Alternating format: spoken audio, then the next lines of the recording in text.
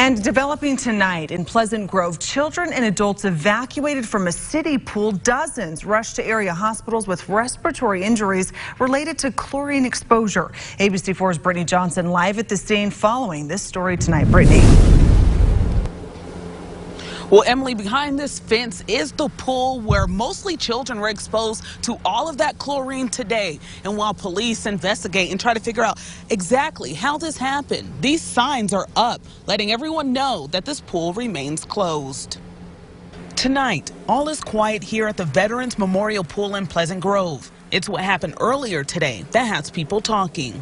We just saw lots of kids outside, nervous, crying, looking for their parents, trying to kind of figure out what's going on, and a lot of kids coughing. Police are calling it a freak accident. Just before 5 o'clock, Pleasant Grove PD received a call of a chlorine overdose. When they arrived on scene, it was later determined a mass casualty critical incident. Patient conditions stemming from nosebleed to coughing, nausea, vomiting, and there was even some reports of some children being in and out of consciousness. According to Captain Smith, a preliminary investigation shows one of the pumps at the pool failed. When it was turned back on, an excessive amount of chlorine rushed into the water.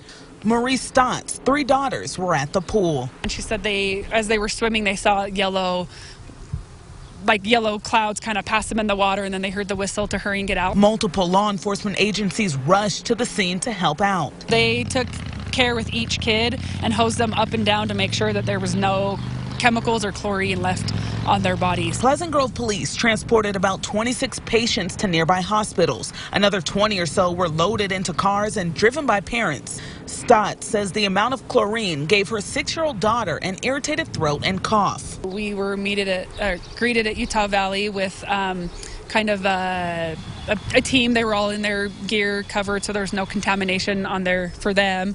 And they bathed our daughter and got her into her room and just monitored her to make sure that she was okay. Signs are now posted informing the community of the pool's closure. My kids are on swim team, so we're hoping the pool opens as soon as possible because they're all excited and gung-ho for swim team. And the parent that you just heard from there says first responders did an excellent job today. But the question tonight, could this have been prevented? I asked police that question. I'm told that they have to figure out first how this pump exactly malfunctioned. Then they will answer that question. Reporting live tonight in Pleasant Grove, I'm Brittany Johnson, ABC4 News. Thank you, Brittany, for keeping on top of that. Well, heartbreaking.